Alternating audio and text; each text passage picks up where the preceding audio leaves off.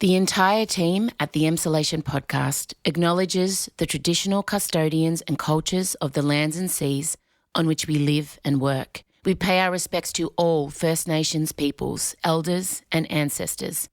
We acknowledge that sovereignty was never ceded and stand in solidarity towards a shared future. I personally want to acknowledge the traditional custodians of the land on which I record this podcast every week, the Wurundjeri people. I recognise their continued connection to the land and waters of this beautiful place I call home. Always was, always will be.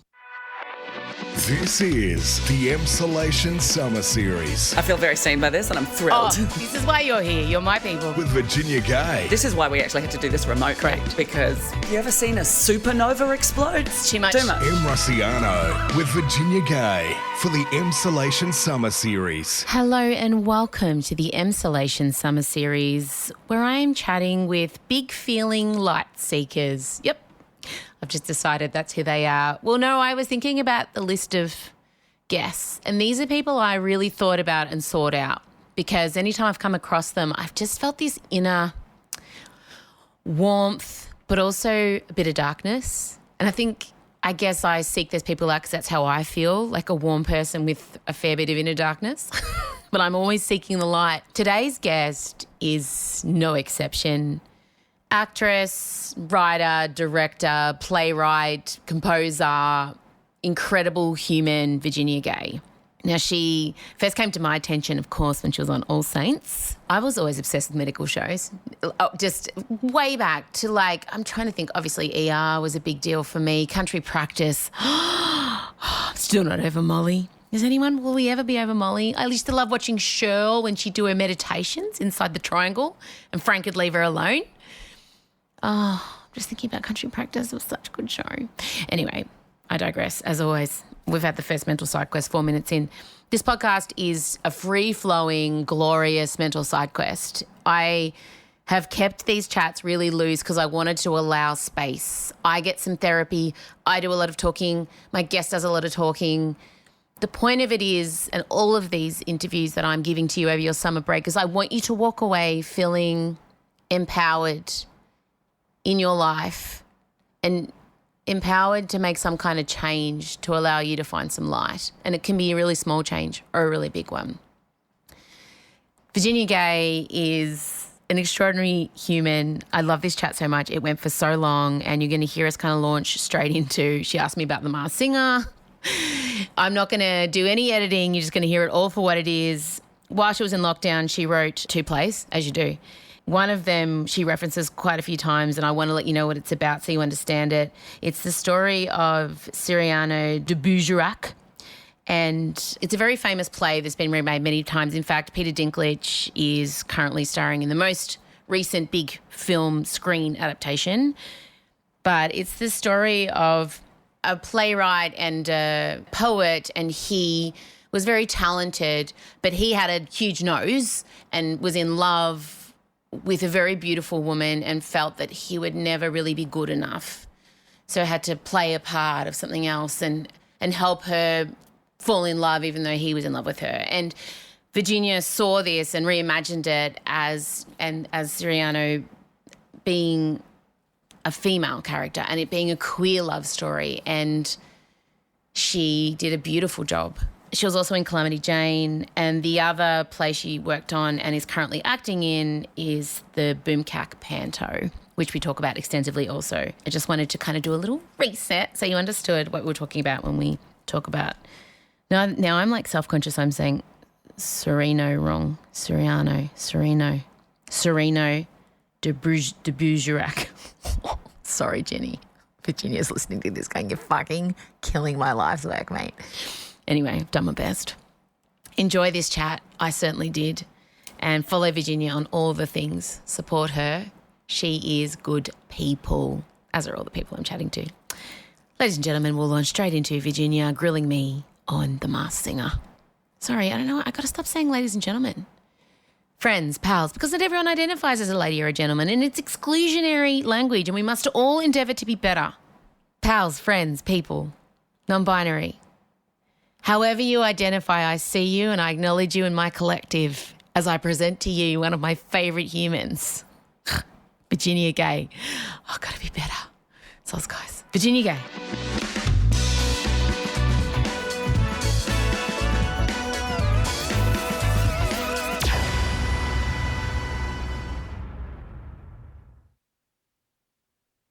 You're listening to the Emsolation Summer Series. Thanks for doing this. I'm very excited, mate. It's a long time in the making. And Michael Lucas sends his apologies, but he's plotting 5 Bedrooms season 4 with Christine and they're nuts. Incredible. So, I fucking love that Michael Lucas, and I love So that do I. you are glorious podcast friends. What a fucking joy. What a fucking joy. well, we were both so... Well, I mean, we clung to each other in high school because we were both such nerds. And now look at us, actor award winner, fucking, I don't know. I don't have much to contribute to the pot. Second in the Masked Singer. It was so incredible, mate. It was so fucking incredible. What is it like to do that? Why haven't you done it? Because you don't need to. No. I mean, listen, I would do it. I don't know what it is. I don't know how it works. Like, why does it exist? I mean, it's totally bonkers. I mean, it exists in the same realm that all reality TV exists, that I think in the States it allows the cavalcade of celebrities who have more or less faded into obscurity another shot at the limelight. You do it at the beginning of your career or the end of your career. Generally, it doesn't involve people doing well.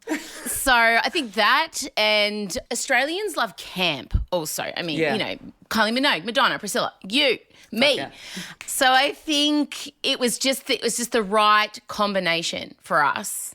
Yeah. And I mean, I'd had to postpone my tour for a 3rd time and I'd said no a few times. And I'd already done reality TV like 18 years ago when I did Idol. Same, and that's partly why I'm like, I didn't enjoy my experience with it, and I'm not sure I want to do it again. But you went back. Interesting. I did, because this was more of a collaborative thing. It wasn't like they were trying to trip you up or film you crying because you missed your 2-year-old, for instance, an example I've plucked out of nowhere. And I felt like everyone was rooting for you. We were in a team. It was almost like being in a production. Well, it was a production in a way that you're a cast member that is there because they want you there, and all I had to do was sing. That's so cool. And for me, and you know, having to be camera ready or stage ready and worrying about ticket sales and remembering punchlines and remembering lyrics and all those things really can take the magic out of performing for me because I'm such a fucking anxious person.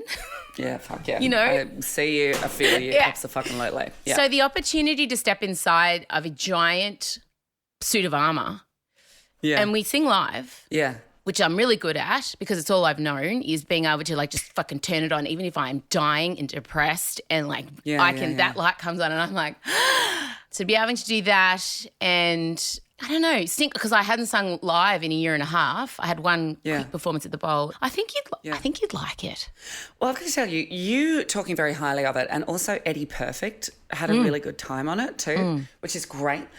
My question is more, what is like, is the job of the hosts, is the job of the guessing panel they're called? Yes. Yeah. The guessing panel. Is the job to guess? Like, is that the twist, or is it just? Yes. Wow. I'm confused by the actual logic of like, if you're guessed, if you are identified, is that a good thing or a bad thing? I'm unclear. Well, I think your first mistake is applying logic to a show that involved me being dressed as a giant toilet doll.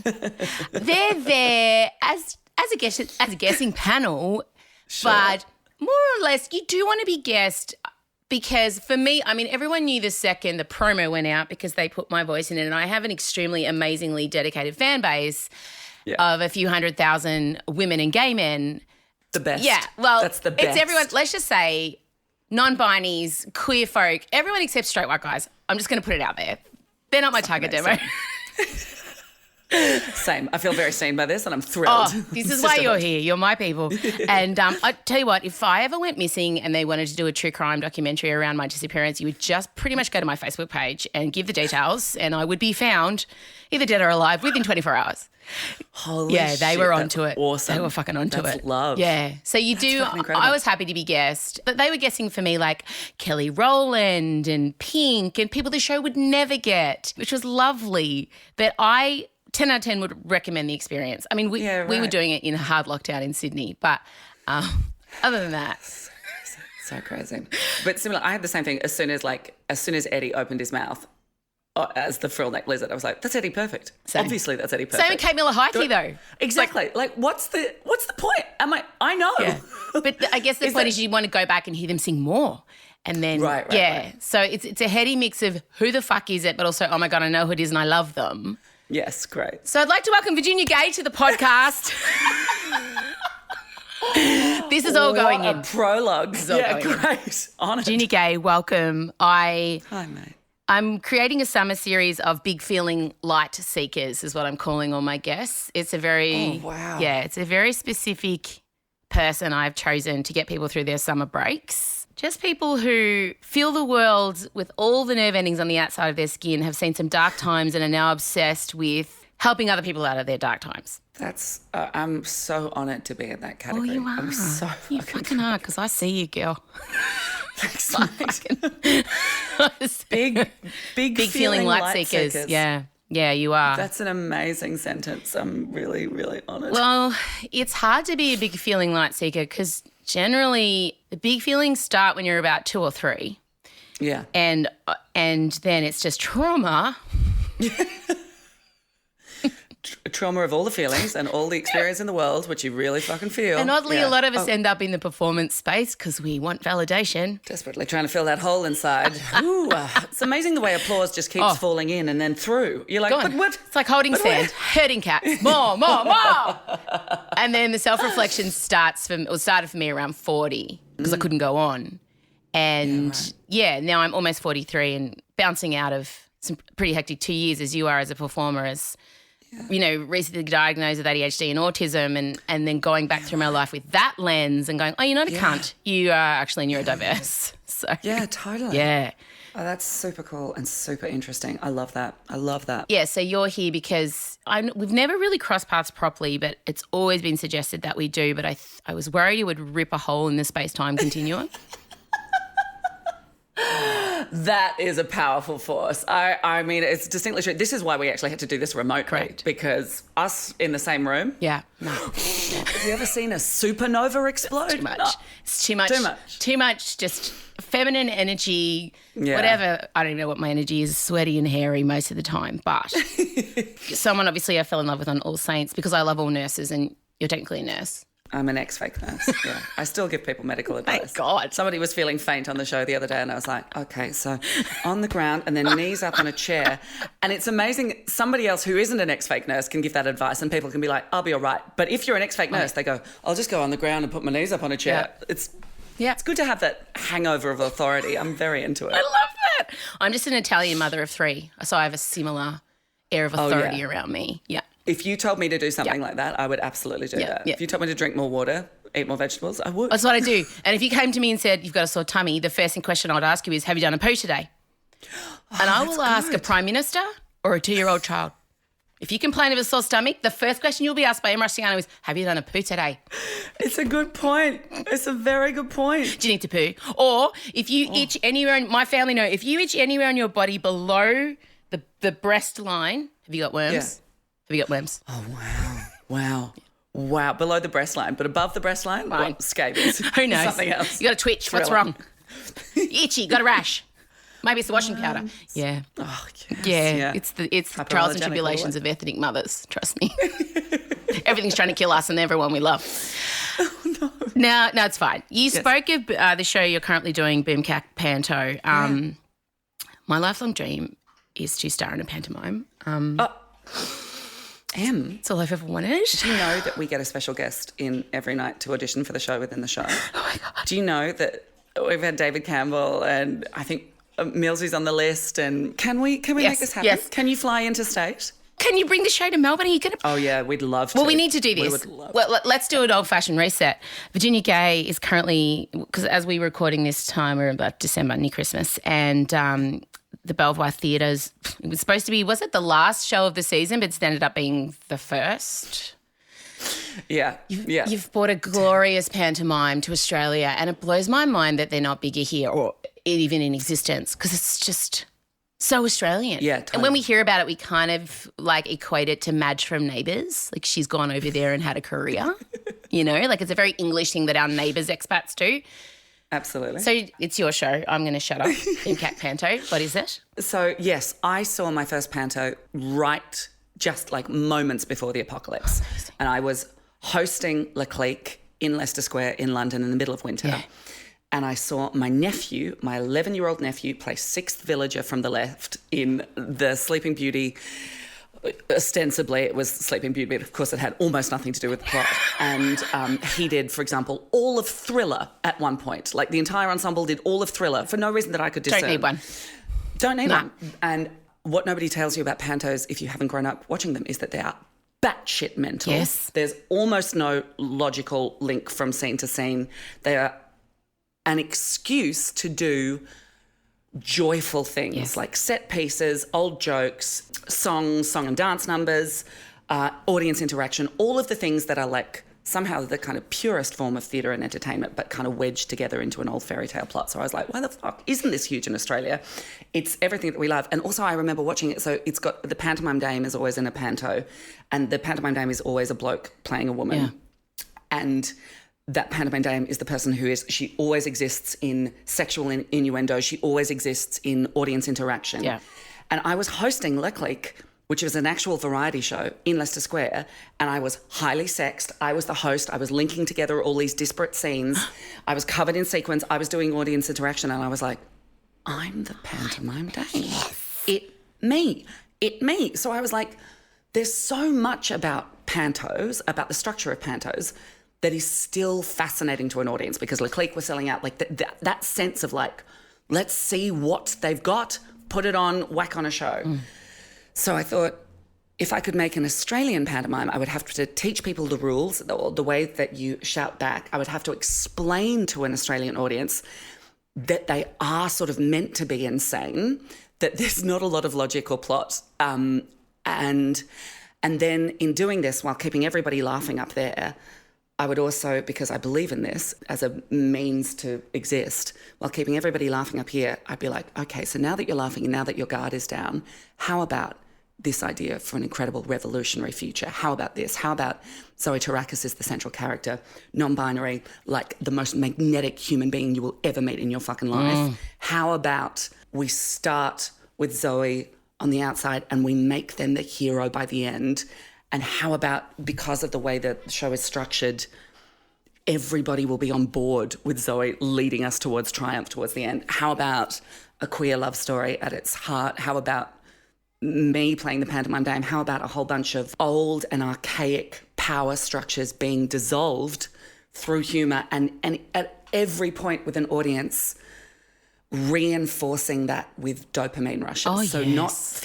not feeling that you're being lectured to or being told that your way of thinking is wrong, but just at every point, every time you are going with the right people, get a dopamine rush, punchline, laughing with the right people and at the other people. And that was kind of my secret goal, which was, how do you hide your vegetables? I love the hide your vegetables. I did the same thing. I did a whole show about female rage and had 12 dancing vulvas at the end. Yes. Yeah. And then I did another show about my baby dying with a giant blow up dick at the end. So, yeah, I know. I saw that Yeah, the video. Giant Yeah. blow-up dick. Yeah. That's a real giant blow up dick. Mate, I'm a big believer in the hey. Yeah, exactly. Yeah, people look can't over see. here. Look over here. Yeah. Pretty much. I just forgot then this is an auditory medium. Yeah, but my audience will understand what I did. I love that. I love the idea of, and that's why what you're making, and when I read about this, it is quietly revolutionary, because I think if people feel they are being lectured to, they switch off straight away, because there's a lot of that going on. Yeah. But people need to be encouraged to grow and experience new things, and Totally. you're a part of that. It's pretty fucking awesome. I've always thought that there are kind of like change as a pincer movement. So it's absolutely not to say that like I have learnt a lot in my life by being lectured and being challenged. I absolutely have. Yeah. But it's hard, and you have to deal with all of your armor and things. So I think that change happens as a pincer movement, and there are the people behind you going, you can't think like this anymore. This is wrong. Look at the pain that it's causing. And there are people at the other end of the pincer movement going, look at how over here everything is, it's great over here, isn't it? Do you want to come in? Come here. Look. It's nice, isn't it? It's nice, isn't it? And that there's something enormously helpful about both of those things happening at the same time. Yeah. And I just always, I look at the resources, the stoicism and the extraordinary through line that Clementine Ford has to just constantly be going, you can't think like this. This is not okay. This is, I know. And I'm like, you're so amazing. And I have learned and grown so much from her. Same. And so I'm trying to do my bit at the other end, which is we're like, great, Same. now you're a little bit here. Great, what about coming over here? And Yes, Virginia. Fuck, because I always feel like I can't do what Clem does. And I was with her at lunch a week and a half ago. And I'm glad she's there because I have two daughters, one's 20, one's nearly 15. And I'm so glad she's out there blazing the trail and setting herself on fire for the benefit of the women and the queer people coming behind her. But I don't have the emotional bandwidth or fortitude or desire to stand in those flames. But I do want to make a difference. And so I've been working on the all or nothing, thinking that if I'm not doing what Clem's doing, then don't do anything. Then just be funny and ha-ha. Yeah. But there is, the pincer, you're right. And that's what I've really been working on is that it's a spectrum of change. And I'm like you, I'm down there. Come here. Yeah, totally. And once poor Clem does all the hard work. I know. We're grateful, Clem. We're just reinforcing it with dopamine. That's it. Yeah, we do. She's we love so her. fucking incredible. I don't know. Jesus Christ, what a powerhouse. I don't know how she does it, but I'm so glad she does it. And I agree. Yeah. And it's interesting. We both did the same thing where we're both just clutching our pearls. I'm like, I just, all I want to do is just rah Clem. Same. And be like, I'm sorry, I'm not stronger, but I'm doing what I can. She does make me want to hold myself more accountable and not falling into the old ways of the woman does everything. I'm a crazy manic, get everything done now, do it well, make sure everyone's okay, people-pleasing type A. It's all just always up here and just I'm at the end of the year always just crawling like a shell. I'm so fucking tired. Yeah. And I realise I'm teaching my daughters that this is a way a woman walks in the world. So while I'm a feminist and strong and I've created this great business and I'm a performer, I've set that example. I've also set an example of, how women should move in the world, and I want to undo that. I want to really... Yes, that's beautiful. Yeah, because... God, that's good thinking. That's really good thinking. I know, but fuck, it's hard. It's really hard, isn't it? It's so fucking hard. Did you find too with the, obviously we've had all of these weird and awful stop-start times. But once we got back into the swing of existing in the world, it was like I wasn't world fit. I burnt out. Yeah. Instead of feeling sort of nourished by all that time off, because it wasn't really nourishing time off. It was anxiety, emptiness, isolation, a complete lack of connection. So I didn't feel like I came back with my cup full.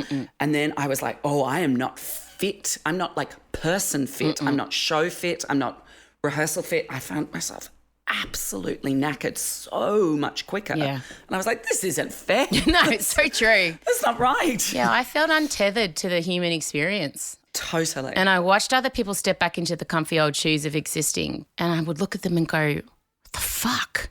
Yeah. How? Yeah. Why? But then I realised I didn't want to step back into the shoes of the person I was before. Absolutely. Because I was wearing how busy I was as a badge of honour. I wasn't enjoying any of my achievements. Yes. I was being awful to a lot of people because I was surviving. Yeah, totally. And, this pandemic for me caused me to get a diagnosis, go to a psychiatrist, go on medication, re-examine all the stories I told myself about myself as a kid in school and all the labels that had been assigned to me as difficult, diva, impossible to work with, rude, blunt, disorganised, all those words that had managed to drill into me weren't true. So, reframing all that. So the 2 years off for me was total, breakdown. Yeah. I went into the pandemic 40, 39. I just had a child. I just had a huge tour, a stand-up show, and I thought I'm going to go to LA, but everything's about to take off, and then everything just fucking exploded. And I'm at home all of a sudden with my family of 5 and and it's like, oh, shit. Oh, mate. Did that happen for you? Have you found the time at home? What have you learned about yourself that you weren't expecting to learn? What did you like? Totally. What's the big raw truth that came through for you? Well, I will tell you that I went to America end of 2018, and for all of 2019 I was in America. Mm-hmm. And what is weird about that time, and of course for the beginning of the apocalypse, for most of 2020 I was in America too. Darling. Fucking hell, what a time. Didn't you got COVID, honey? I got COVID over there because you couldn't fucking avoid it. No way. Also, am I allowed to swear on this Oh podcast? 'Cause God, I've yeah. got a filthy mouth. Please Okay, fucking great. swear. Oh my gosh, Great. yes. But so I was over there in 2019, and what happened in 2019 is that I realized for the very first time in my life that by going to America, I had walked away from all the external struts that I didn't even realize I was using to hold myself together. So What were they? Work, absolutely work, absolutely the badge of being busy. Money, like actually having money and going, I have money, that means I have self-worth. To my shame, the little bit of fame that I had, I was using that to, I was like, but I'm invited because I'm famous, or I'm getting in because I'm famous. My friends, my family, my lovers, like everything that I was using, which I didn't realize I was using externally to hold me together. And going to America and walking away from all of that and thinking that it would be some big adventure where, of course, everybody anticipates that when they go to America, somebody will be like, oh my God, you're the next Kate Blanchett, come this way. Yeah. And actually what happened was nothing,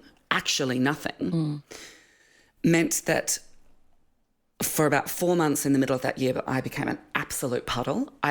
When all of those structures disappeared, I was like, oh, I've got nothing. I'm just going out and it's sad. There's no through line, anything. And I recognized in that time that if I didn't do internal structure, I would be waiting for the rest of my life for those external struts to come back. And waiting was making me anxious, and waiting and not getting them was making me sad and making me feel worse. So I was like, oh, you have to do that work. So that was the work that I did in 2019. And I remember that shifting my entire focus, my entire life, going, okay, it's not about whether you get the thing, it's about whether in one connection with another human being, you had a great chat. Did you feel connected? Did you feel seen? Did you feel listened to? Great. That's a real thing. That's a real thing that I can control and that I can get nourishment from. Great. That's it. And just taking it back to like the simplest of that. So that was like an amazing revelation, and it feel like it changed me. And that was when I started writing too, where I was like, oh, I can't wait around for the stories to come to me. What if these things that I want to talk about and these things that I want to do in the world, oh, I have to do them. Okay, great. So then going into 2020 with that understanding was amazing for writing, let's just say. Like that was great to go, well, there's only the hours, so what are you going to fucking do with the hours? But was even more debilitating somehow because I had learnt that a thing that was very important to me was interpersonal connection. Like actually just talking to people in real time and vibing off them and getting that energy and not feeling like I was performing to a group of people and doing a performance of myself, but actually stripping all that back and going, great, oh, that's interesting. And when that happened, oh, wow, no way. And just that vibe. So to lose that as well was very destabilizing. And one of the things that I think is absolutely true of my time during the apocalypse, so my time during 2020 and 2021, is that the things that I wrote then, Cyrano and the Boomcat Panto, but very particularly Cyrano, because Cyrano is about longing and isolation. I was writing the connection that I needed because it was the only way. Lady. It was the only way I could do it and get it. And also, of course, what's nonsense about that is that you're writing a connection, which is a fiction, which you also control. So also to analyse that and go, I know this isn't real connection, but let's try and make it feel as real as possible and then gift it to someone else and go, does this feel right to you? And let's read it and let's try it. But that's one of the other things that Cyrano particularly examines is this idea that Cyrano is the author of this entire experience and is manipulating Roxanne by writing these letters and telling other people what to say. And for Roxanne, in my production, certainly to go, this is not connection. This is you exerting control over another, and you can't live like that. That's not living. It's a beautiful piece of art, but it's not living. So what are you going to do to live? Which I think is a really important thing. Oh, my God. Oh, identified with about 29 things you said there. And people listening will as well. It's funny, I have become the public woman that I wish I'd had. What a wonderful thing. Yeah, I've crafted, I think I represent to my audience the person I wish I'd had, and she's also the person I want to be. Yeah, and that whenever I write, I always get asked, who do you write for? Like when I'm writing stand-up shows or jokes or whatever, or stories, and I'm writing for the most damaged version of Em, pretty much, and trying to give her what she needed at that time. And, yeah, and I'm the most damaged version of me still now sometimes. Yeah. But like you said, learning, and this is a big one for women especially, learning to build a safe space within yourself and learning that you are actually in control of how you react to certain things. So you're not in control of what happens, but you're in control of how you respond to it. That's the big therapy thing, you know, that's the big. Totally. It's a Rah-rah therapy. Yeah, rah-rah therapy. I'm so for it. Thank God. Therapy and medication. Oh. Get it. Get it, do whatever you need to do. Mainline it, shelve it. Whatever has to happen for with it. fucking if you need to shelve your anxiety meds, I mean, whatever. Do it. I don't know if it works faster. M. Rossiano with Virginia Gay for the Emsolation Summer Series. This whole kind of summer series also, I'm talking to really people who appear strong, but they've found strength through accessing and performing their learning through their trauma. Like, you know, vulnerability is strength. Absolutely. Abso-fucking-lutely. Richard Carroll, who co-directed the Boomcake Panto and also directed Calamity, that's the thing that he says all the time, which is true strength is being vulnerable and being seen. 100%. That's true strength. Yeah. That's true courage to go, I haven't got the answer. No. What do we do? Yeah, I know. And I've ended quite a few stand-up shows with, I don't fucking know. Yes. Because I don't like it when shows end with tidy little, well, here's what I learned and everything's going to be okay. Because life can be really hard and amazing at the same time. And I think I became obsessed with seeking ease and thinking that ease would equal happy. It's an interesting sentence, isn't it? Because you want ease in your life. Of course you do. But also sometimes easy is an old pattern and it feels familiar. Correct. Just because it's familiar, not because it's right. Yeah, it is. And I think you and I both enjoy involving audiences, you know, especially with Boomcake, well, pantomimes in general. But my shows, I remember I went and saw Jerry Seinfeld, and obviously he's one of the greatest comedians and performers of our time. But I was really struck with how he performed as though the audience didn't exist. Wow, and he was really? It was a very one-sided. He didn't address anyone in the crowd. He had his marks to hit. He famously writes on the legal pads. I remember reading that thinking I could never sit down and write 10 pages of jokes every day. I just don't have that. And I'm an improv person because I can't remember scripts or lines or anything. So usually I'll have a prompt or someone in my ear and then I'll just go with the wind. But I remember thinking I don't want to be that. I don't want to be him. I'm going to stop looking to him. That's not what I want to be. And so, I think I really, really need audience involvement. I like having them in and I trust my audience and they trust me. And I love that aspect of pantomimes especially it's very collaborative. It is. That's totally one of the things that, it was so exciting to come back to live performance because live performance only exists in collaboration with an audience. Whether or not you actually are actively interacting with an audience, the thing that happens in a room with a bunch of strangers where we all agree to go, okay, let's go on this journey.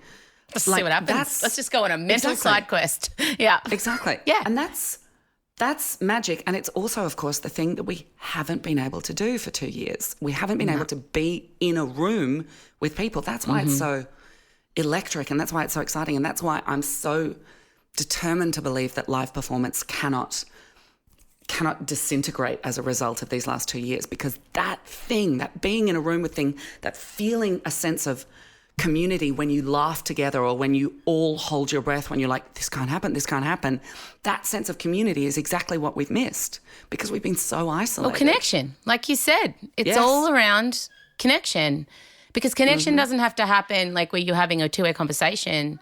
No, I totally. connect with people, when they're telling my story. Yeah, When I totally. hear something that makes me feel less weird, or, Yes. it's okay to Yes. cry in the fetal position at 2 a.m. questioning all that I hold dear. Oh, I've done that too. Yeah. And it's funny, everyone I've spoken to, all of us have this desire to make people feel better about being vulnerable. All of us, everyone. Yeah. It's just Yeah. this desire to ease suffering in others through our art. I worry though, who's doing that for you? Who eases your question. suffering? Do Yeah, you? it's a I mean, really look at good you. I've question. just seen her face. I'm wishing I'm gonna. She's gonna fuck, because I got to the end of this pandemic and was like, I've been given out. I've been making stuff and I've been hustling and fucking peddling and checking in on everyone, and no one. And Yeah, a I don't know. No one- five-person family too. That's a lot of Mate. energy to keep on giving, mate. Oh, mate. And I'm an introvert. I gather my energy from time alone. Holy shit. So yeah, I Hasn't know. been a lot of that, I imagine. Hasn't been a lot of that. But this is, I just every time I think about what we've been through, I want to send up a fucking cheer to parents who did all of this. Like, holy shit. I had a pretty rough time. I had a really you rough time. really did have a But- rough time. Let's not play down your rough time. You fucking did. But the idea of also having to, not just like the simple awful mechanics of homeschooling, but also Oh, yeah. give and keep little brains energized and hopeful and fed and loved and Keep going. You've got an audience of mothers. don't Keep know. going. Yep. I just Right don't- now. I'm always so impressed about where parents find those reserves from, and I just want to rah from the fucking rooftops. You've all done incredibly, Yeah. incredibly. Yeah, fucking oath. And I'm just noticing there's not a lot of, hey, well done, Mum, Dad. Well, it was me really peddling. I mean, I was also keeping my husband, like, come on. Like it was, I was everyone's hype girl. Like, and and also trying to earn money as a live performer, as you know, the last 2 years. It's like, sure. Do we even matter to anyone? I know, right? It's fine. It's fine. I'm fine. Resilient. That's us. Resilience. That's honestly. I don't want to be resilient anymore. I know. Fuck totally. off. Totally. I'm tired of being brave. Yes, totally. Resilience, particularly around the arts too. I was like, I don't want to hear resilient. I don't want to hear the real word resilient anymore. No. I think that's where my exhaustion has come from. And I think Fuck yeah. a lot of us crawling to the end of this year, it's the expectation to be resilient that has exhausted me the most, Yeah, I think. I get that. When I'm in Melbourne, I'd like to cook you a dinner. Let's have a dinner. look. I'd just like to cook you a big dinner and we'll drink lots of wine. I love how and we'll this is just do a turned bit into of- you giving me therapy. Like I'm We were just talking about who's the person who fills your cup. And I was like, I will make you a lasagna. Thank Em. you. I'll let you. I'm not good at letting people do it though either. That's important, and you have to learn that. You have to learn. I'm oh, not- look at pointing. No, I love got the pointing. I need you in my, and people are listening.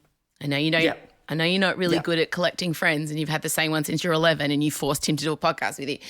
But no, people are hearing. I'm going to get messages. You need to take that Yep. woman up on her offer. Yeah. Yeah. I had to learn to accept help, and I had to learn to ask for help. And I was. How did you do that?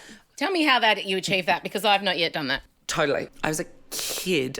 There's a certain part of me that feels absolutely atrophied at about the age of 14, which is when I felt my least like magnetic. I'm trying to use terminology that doesn't throw me back into it, but just like where I was like, what is this face? What is this body? I was roughly this height with this face at 14.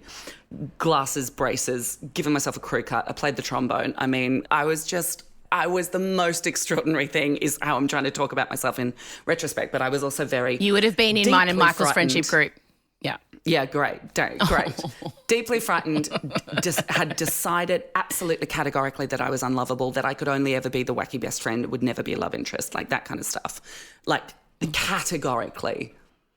And so I built up a lot of walls then, because to acknowledge that I needed help, what would somehow let people in to see the little person who was inside this. And I was trying to be fabulous and funny to make up for my perceived intense ugliness, like just the most, I just thought I was the most repulsive thing that had ever existed. And so I had to make myself funny, and I had to make myself untouchable, because if you're doing a performance of yourself, you have to keep people at a distance. They have to be an audience, and they're not actually like connecting with you. That it's a performance. All of this is in Cyrano too. Like that's the story of my life, really. But so actually asking for help and saying I'm not okay, and also accepting help, involves acknowledging that this performance of yourself is a fiction. And the thing that got me over the actually asking and accepting help is I recognised how much I loved it when people I loved asked for my help. Oh my God, I live for that. Yeah, right? Isn't that a beautiful thing? And you feel useful, you feel connected, you feel all of that stuff. So I was like, I love that exchange of energy. So I can be vulnerable, and maybe the other person will also enjoy that exchange of energy.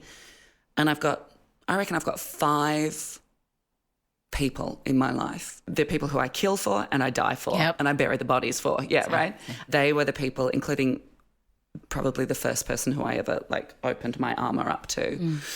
And who was like, oh, you're just a little person on the inside, just a little heart, just a little heart. Yeah. And you can't reach, your little heart can't reach for things, and it can't grow if it's all armoured up. Oh my God.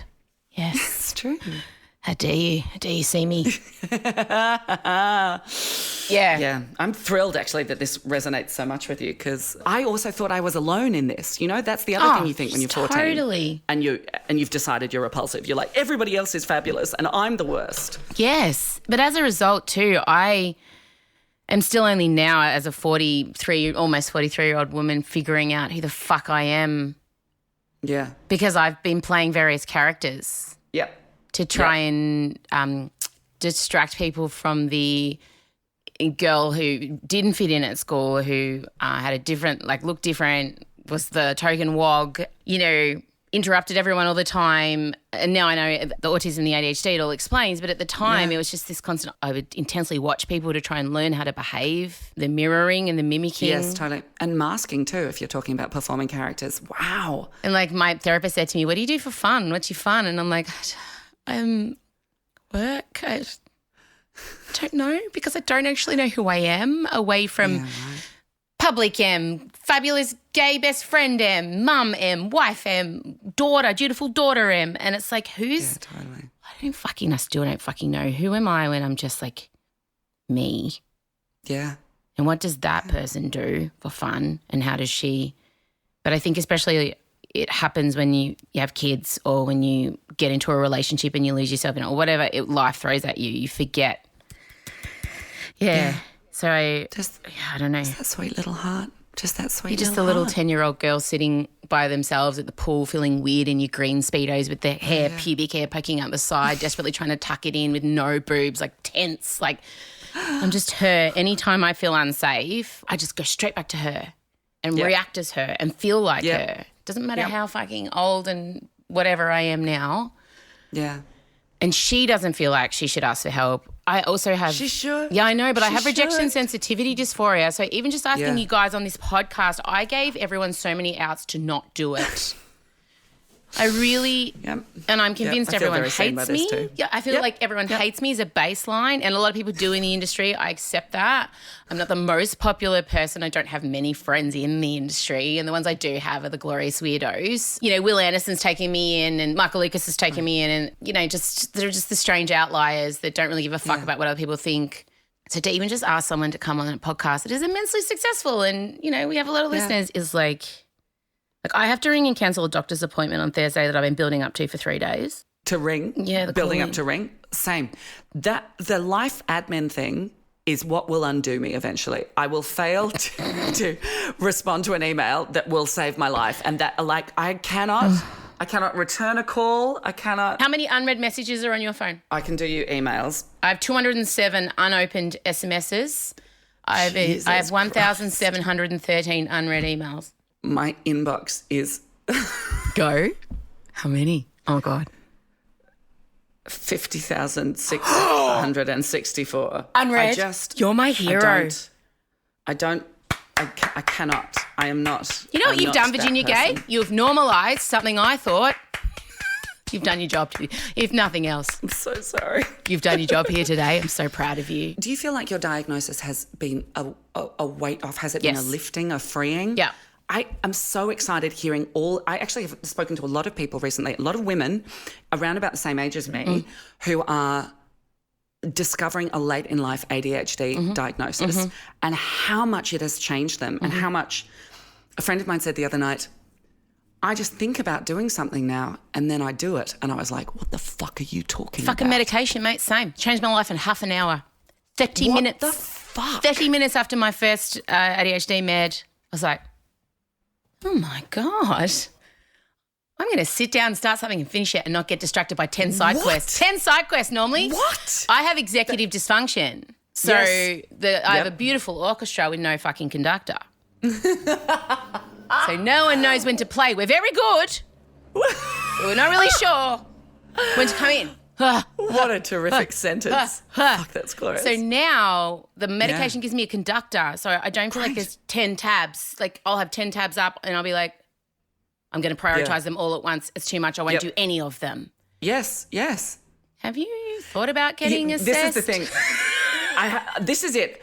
ADHD TikTok. I mean, I'm not going to diagnose myself. Mate, I did. That's how I diagnosed myself, 100%. Absolutely. It made me go. I mean, I went and got a diagnosis, but... Exactly, yeah. I have thought about it. I don't want to be the person newly diagnosed with something going around, you've got it and you've got it and you've all got it. I don't want to be the Oprah of neurodiversity. Yes.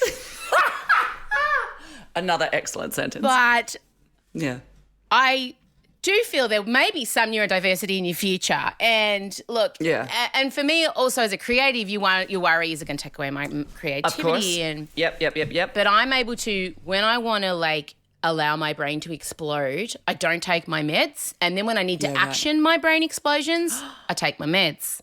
Oh, that's so smart. Yeah, because the medication is not interesting. like an antidepressant where, you know, you have to wean yourself off and like it's a switch over and it's a stimulant. So it's you either take it or you don't. And there's no side effects. You might feel a bit tired, but I've done a lot of research and I'm trying to now harness, you know, because I get hyper-focused on things. My hobby is taking up hobbies. So it's very ADHD, isn't it? Yes. Yeah, something will fall into my like soul sphere and I'll like, I don't even know what decides it, but I automatically like fall in love. And then I have to immediately roll around in it and consume it and buy all the things and master it and talk about it and like fucking start an Instagram about it and just like eat it. And then I'll be like, 2 weeks later, I'll be like, oh, fucking done. Next. Yeah.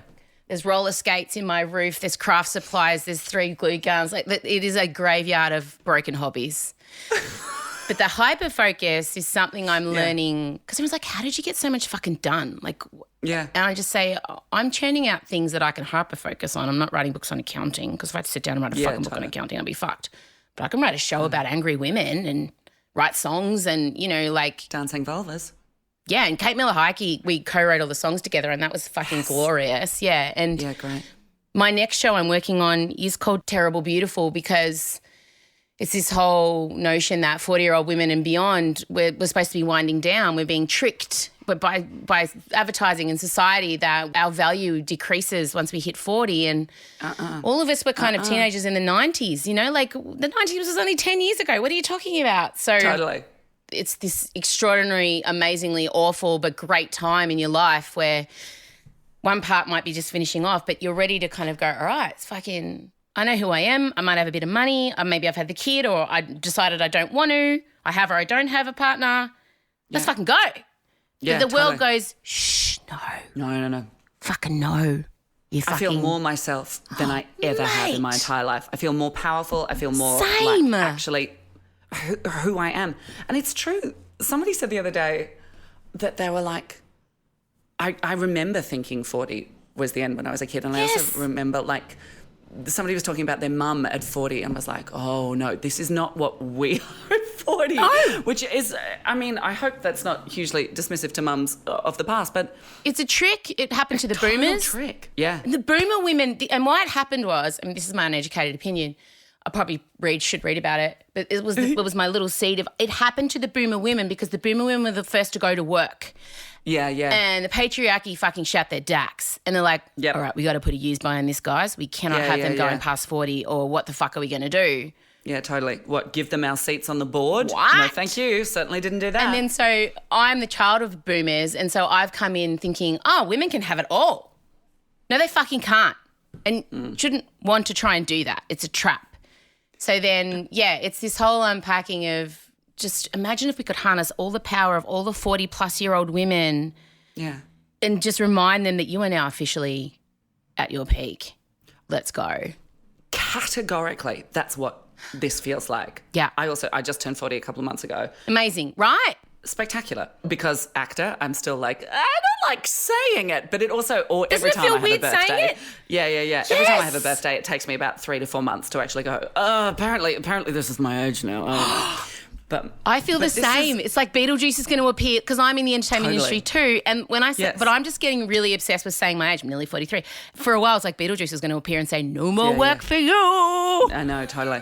But you're absolutely right. I feel so myself now. So sitting in my power. You are. So, and also like. You're fucking creating. You're writing shows, pantomimes, plays, working with composers, original songs. Like now, not when you were 20. Exactly. Couldn't have done it when I was 20. No. Too beset by self-hate.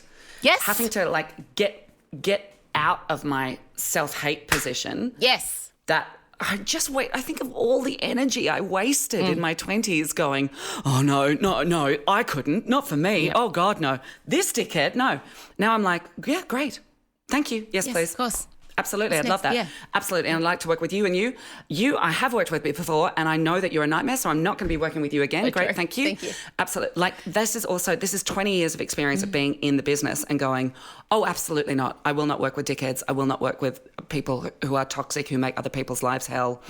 Even though it's awful to occasionally come across one of them who you didn't know. Again, there's something great about going, okay, well, I'm just going to rule that person out and know, because there are so many possible adventures to have in this world. Sometimes it's great just to know, oh, great, not ever with you again. Awesome, cool, thank you, goodbye. Totally. And learning that you're in control of the energies that you allow into your life.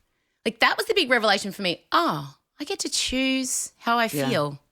I don't have to be this fucking martyr, because for so long I was trying to manage people's perceptions of me, like totally control them to a point where I created the thing I was trying to avoid, which was that she's in this nightmare control freak who like is always on and is exhausting. Yeah, and I was. But now I'm like, hey, you know what? I'm just going to do my best, not be an asshole, and let them think whatever they want about me. Like it's and also needing the approval of my peers was a big haunt for me. And you have that of yours, like you are universally loved in the industry, but comedies, especially Melbourne, the Melbourne comedy scene, if you're a musical female comic who's had no training and come out of reality TV and you're 35, it's pretty brutal. Really? Yeah, and I just became obsessed with wanting those dudes on those lineups to think I was funny. And they're just not my audience. And then I started selling out theatres and even then it wasn't enough. You make your own fucking thing, don't you? Like you make your own way. I had to leave commercial radio after that awful Sydney experience and do a podcast. Like I wanted to sing and I wanted to tell jokes and tell stories, so I had to just make that a thing. That's it. And you realise, I mean, this is, I'm trying not to make this as simple as that, but you have to do that and you can do that. And the old structures are not made to support everybody. And what if you made your own? Like, fuck, what if you actually sold out your fucking own theatre doing your own thing and you didn't have to fit into the structures. Incredible. What if the structures are all there to support the patriarchy in the first place? Thank you. What if? Yes. Not even what if. Yeah. Fucking totally, right. right? And if you take nothing away from this conversation, you have two 40-year-old women sitting here in the prime of their careers just fucking ready to charge in the next 10, 20. Hell yeah. And that's what I want for this. I want people to be listening to us on their break and going, fuck, I think a lot of the time when I speak to women and non-binary people, they feel out of control. Like they feel like stuff happens to them and they don't want it to, but they don't know how to stop it because there's such an oppression on people that aren't straight white men. Yeah. And empowering everyone who aren't straight white men to go, oh, fuck, I'm just going to go out there and do the thing that I want to do. And that doesn't mean putting on a show in a theatre. It could be, I don't know, going to Zumba or doing an art class or... Yes. Yeah. Do the thing that makes you happy. Yeah. Yes. I know it's twee. Like, you got to earn money, of course, but there must be something in your life that lights you up just for you. Like, you tend to yourself first and the rest will be... we're just solving life's problems. I want to ask you before you go, this is going about this backwards, I've started honestly introducing myself to people. Oh, yeah. At the behest of my therapist, she said you need to start advocating for yourself. So I say now, hi, I'm Em Rusciano, I have ADHD with autism.